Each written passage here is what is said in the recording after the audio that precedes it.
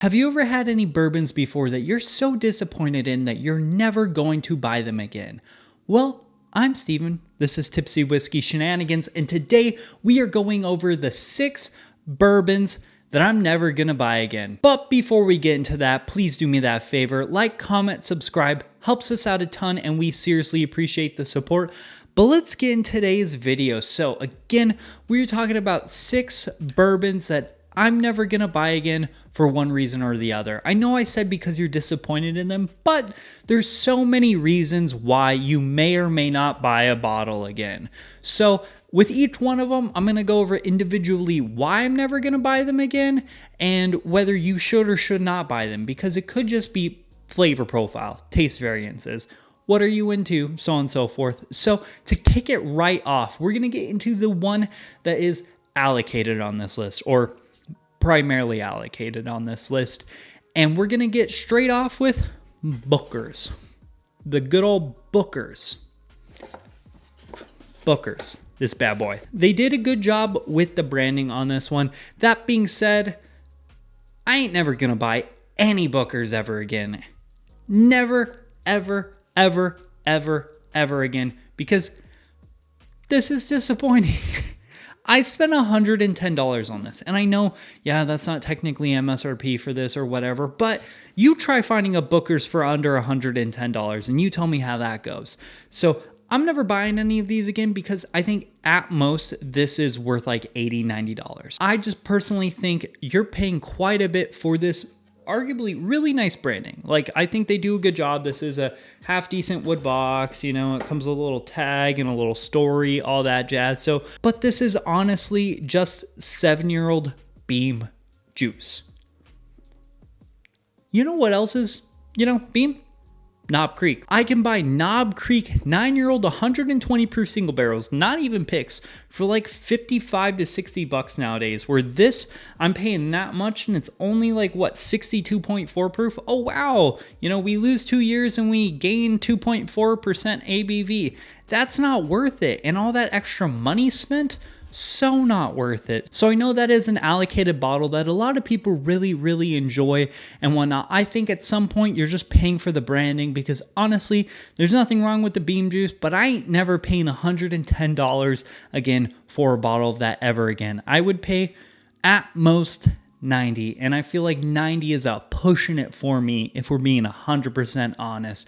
But after that, we'll stick with the allocation theme on this bad boy.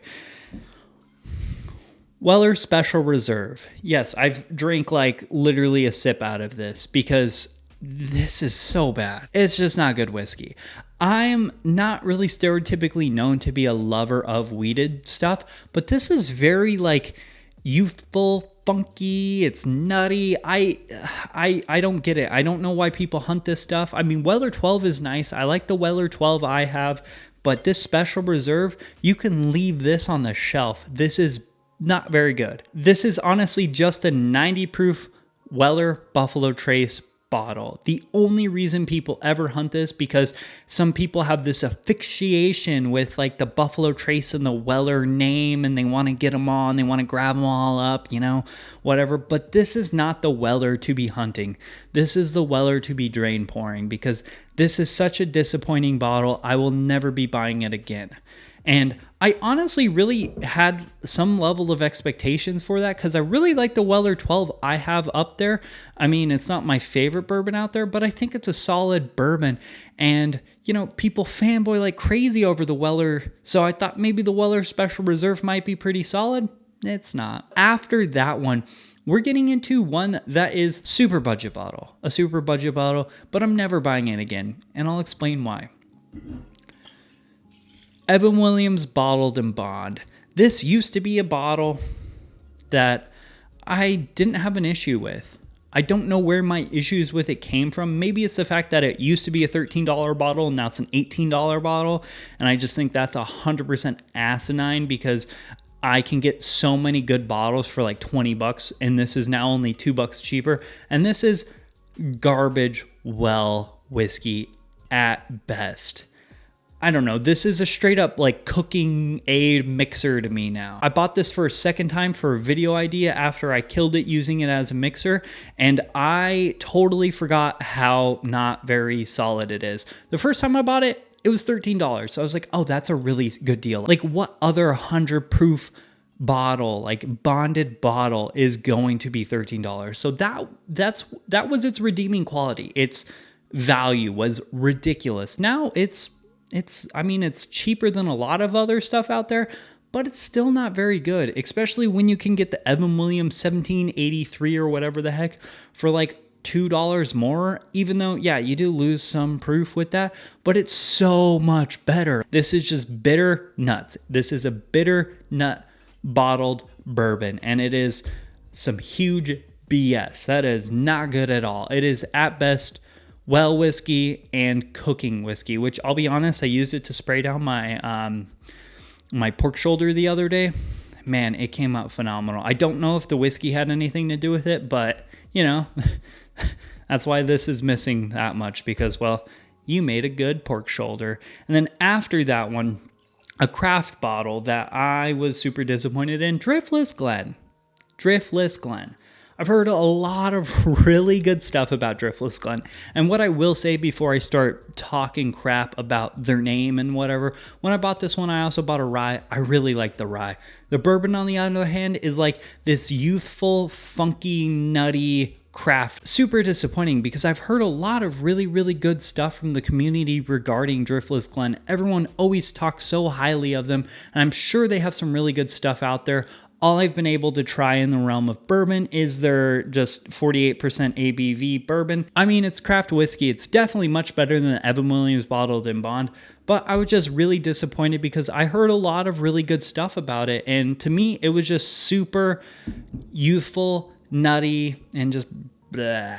And then after that one, another bottle I'm never buying again, but not because it's not bad. Not because it's bad. It's actually quite good. But there's a reasoning, and I'll explain. Still Austin, the musician. This stuff is like $40 in my area. It's a really solid deal. It is a 49.2% ABV, 98.4% craft Texas bourbon. And it's really solid. There's nothing to complain about. I'm a huge fan of Still Austin. They do a lot of good stuff out there. But the reason I'm never buying this again is because I could get the 118 proof cash strength version for $10 more. And that's pretty much it. They're both phenomenal. It's just the cash strength version is such a good deal that I can't not buy it. Like I am 100% never buying this ever again after I kill this bottle, because I'll be buying multiples of the cash strength way more than I ever buy that. It's such a steal. $50 for a cash strength bourbon is ridiculous. But last, not least, honestly, my favorite bottle has come up on this list, and I even like this bottle better than I like Booker's, but I'm never buying it again, unfortunately. And that is Bellmead Reserve, 108.3 proof. I'm never going to buy this again. Never, ever, ever, ever, ever, ever, ever, ever, ever. Just gonna shed a tear over here because I freaking love this bottle. And you know what? They had to go freaking discontinue this shit. Like, how are you going to discontinue one of my favorite blended MGPs? That's why this is so high up there, is because I'm nursing the heck out of this bottle because I don't want to see it go. I'm never going to be able to buy it again. It's not that I don't want to be able to buy it again. I just won't be able to buy it again, so I'm never going to buy it again because they've discontinued it, and now it's not in my area anymore. It's such a shame. Such a shame, because I've had the stuff that they transferred to. I forgot what it is. It's like Nelson Green Bros something or other. I'll try to maybe push in a picture of it, but that is straight up swill compared to this. This stuff is so freaking good, and the stuff that they replaced their beautiful blended MGP blend with is straight up doo-doo juice.